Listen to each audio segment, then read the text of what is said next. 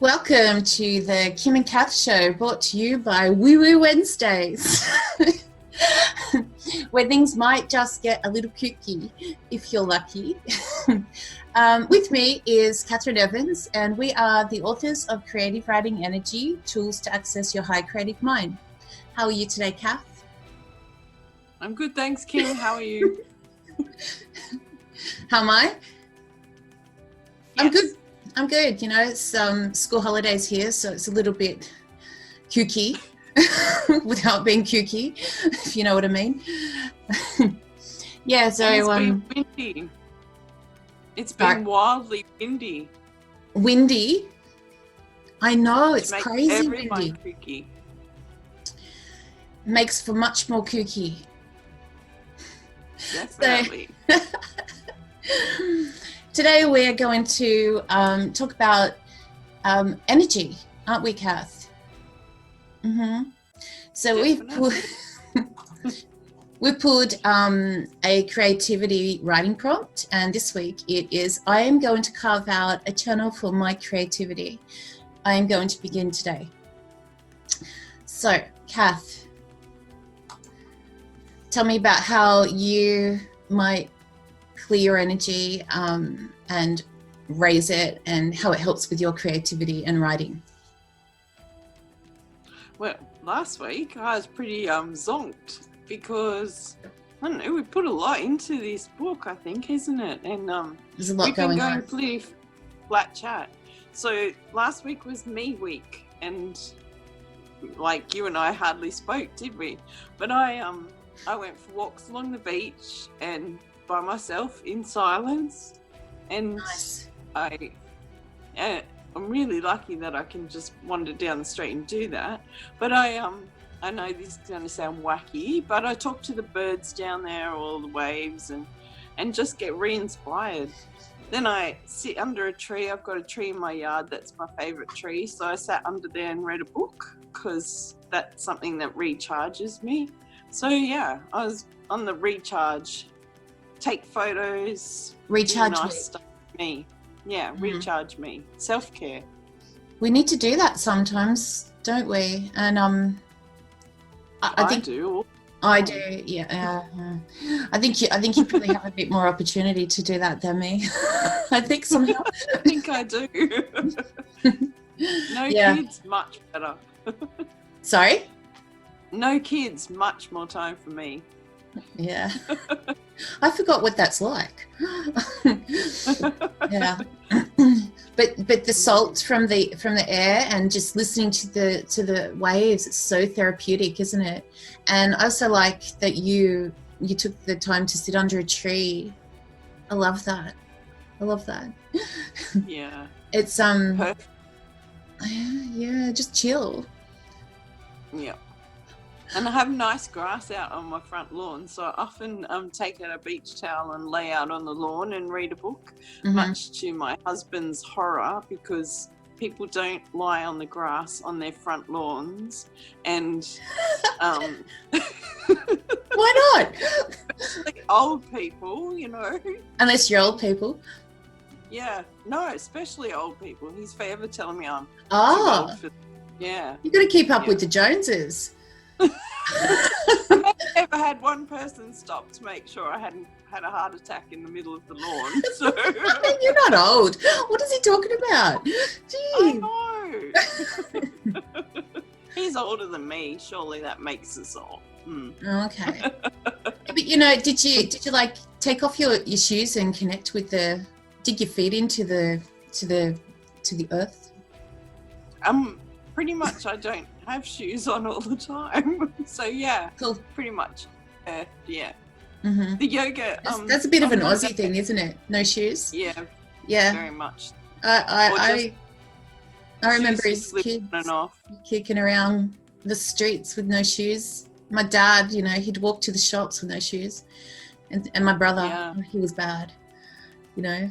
Well, down here, like on the beach, heaps of people walk around town with no shoes. It's fantastic. Shoeless. I do often put shoes on to go down the street, though. Pair of 'cause, thongs. you know, yeah. Which in Australia goes on your feet. Yeah, that's it. Yeah. I remember, I went to when I went to the States last, one of the people there, Shirley, I was wearing thongs, and I referred to them, and she's like, what? She said, don't say that out loud here. People will think you're talking about something else. So what, you had to say flip-flops? Flip-flops, yeah. I mean, Yeah? come on. Or jandals if you're in New Zealand. I was a jangles there. I didn't know that. Jandal. See, I just Like learned sand. something new. I think so. Is it? Alrighty. Well, talking about books, I have been reading this little number. It's called Meditation for Writers, and it's by, hopefully I don't butcher this name, Susan Shulnessy. And it's like a little collection of writing jingles, quirky little short essays from writers. And it's so interesting, and it's from the writer's perspective. So I just wanted to read out a little one because it's about the voice. You know how we all have our voice that we long to express through our writing. I guess that's why we write, right? And sometimes it's hard to tune into that voice and get with it and get into your flow. So this is by Susan Shubnessy, this one. All right, so here it is. How lucky we are to have that voice to listen to. Sometimes it isn't so much fun. Sometimes it scolds or drones on about a subject you'd sooner drop. It compels, nudges, demands, and prods. Given written form, it can soar and sing. It can tell you the truth. It is a voice that will not willingly rest without expression. Denied too long, will it go away? Do you want to find out? And that's it. What do you think? Ooh, Do you want to find out? You like that? I think I always do. Yeah. I like it a lot. Yeah. That's what compels you we to can't write. deny it, right? We can't deny that part of us that, well, you know, wants to know. Yeah, I mean, if I haven't written in a few days, I get a bit Antsy. I get antsy, man. I just want to, I need to write, and I have to write. I just miss it if I'm not expressing that. Do you get like that? Yeah, and I've got 2 books that have been chopping around in my head for about 10 years, and I just can't quite get the voice right. I was really worried about that.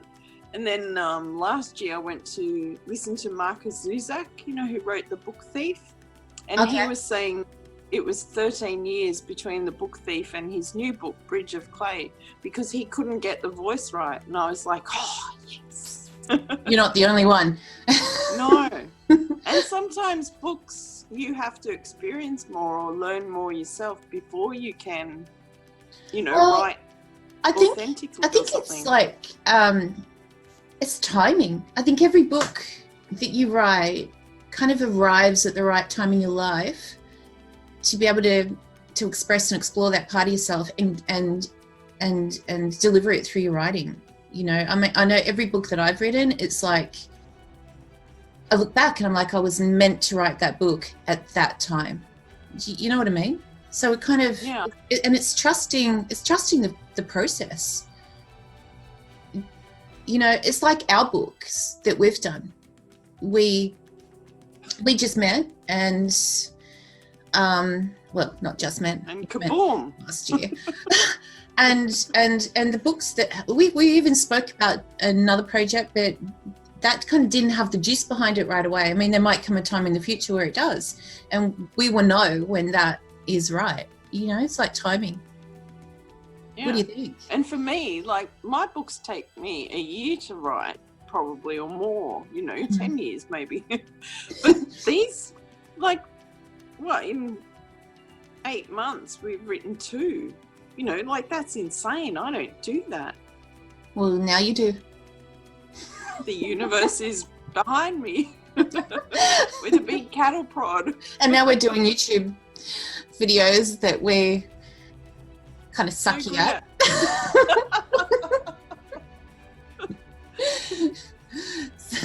So today we're going to talk a little bit about energy, right? Because our book is a lot about energy and raising our vibrations to be able to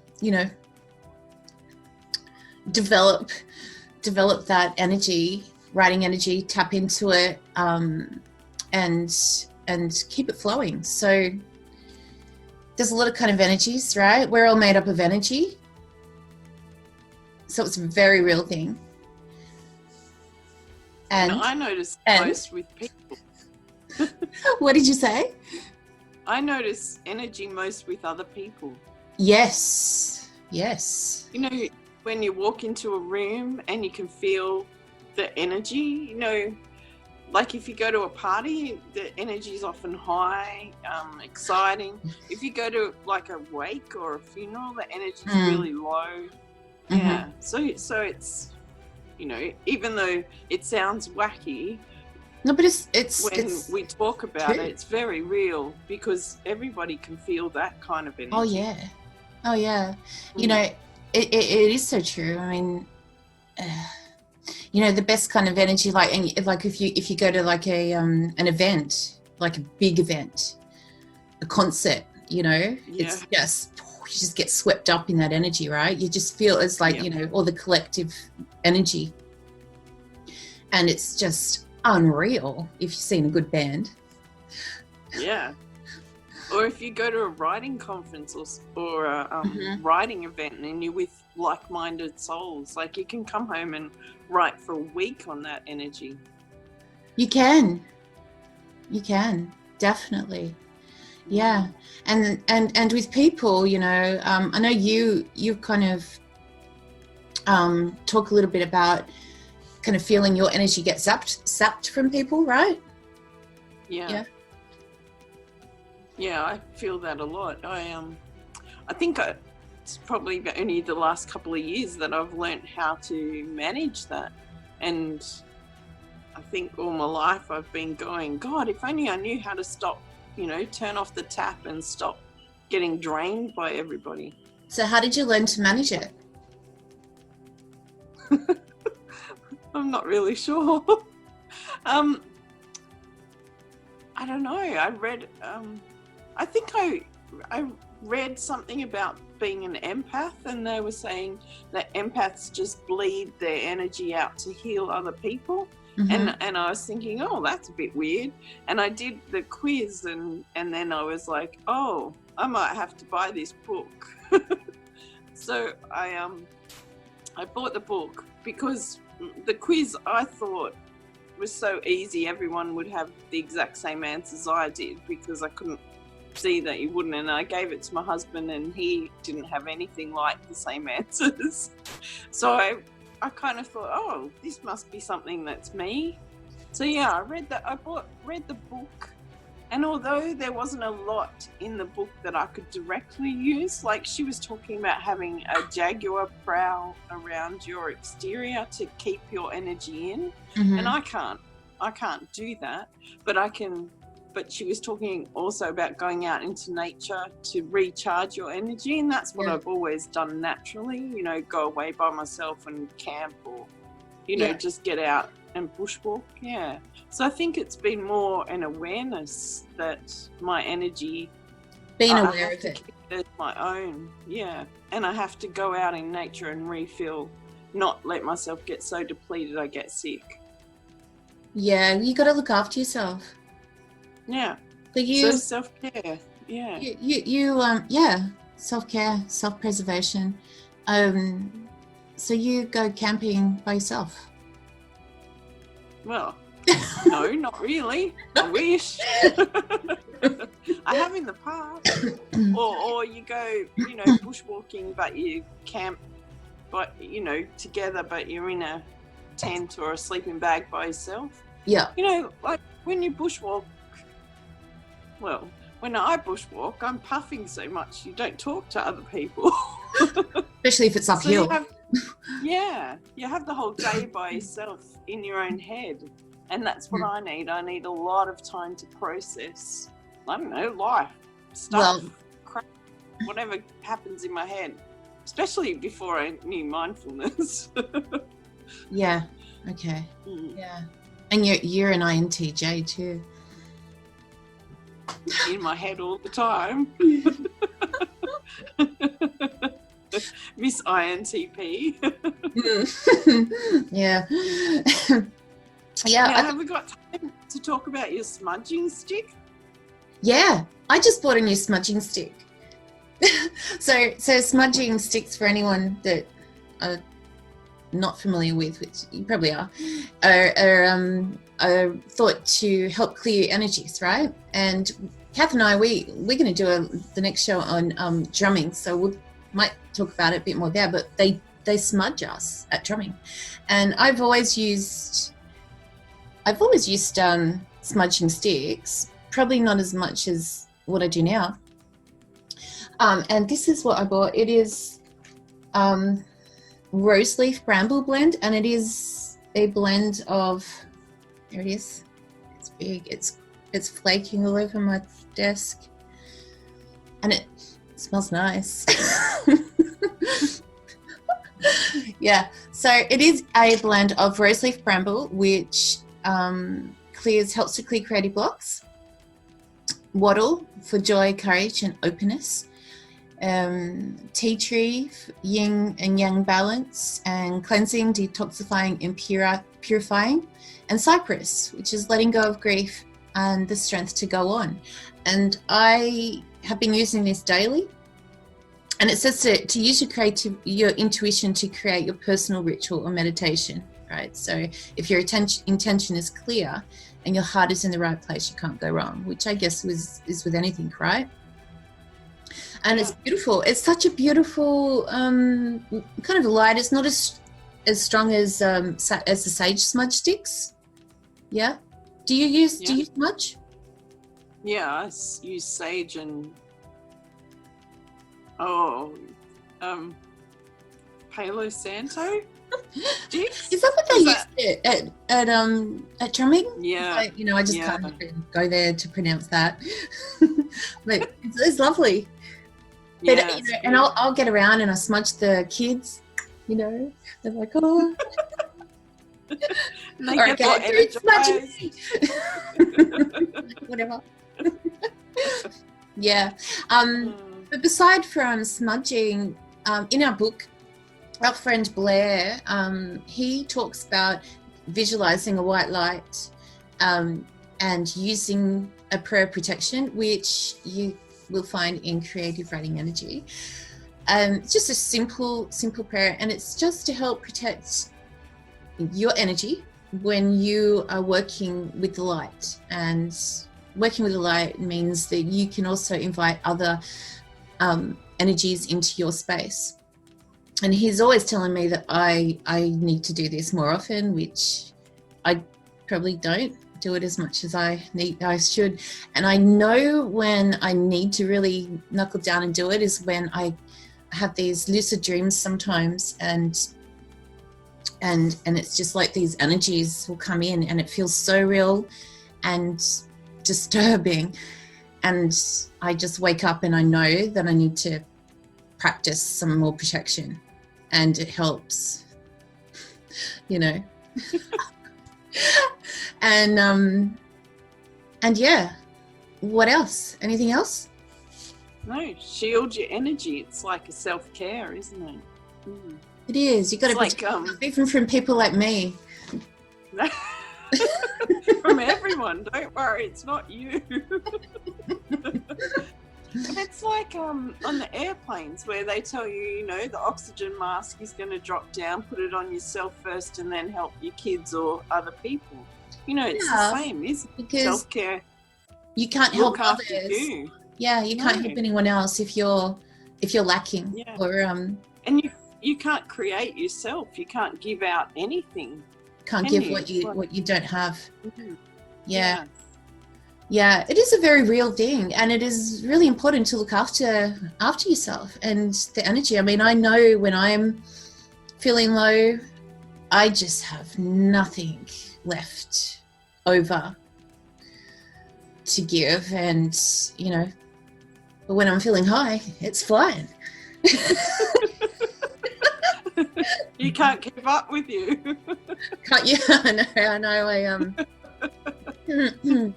I know I might wear you down a little bit sometimes, and I apologise. Not you, it's Just everybody. like- I get worn down so easily. Yeah. Yeah. Cool. I think we've exhausted the energy subject enough, yeah? Anything else? It's probably so much we can talk about, but Yeah. not today. No, not today. Okay, well, if you want to find us, you can find us on the web at whisperinginkpress.com/creative writing energy.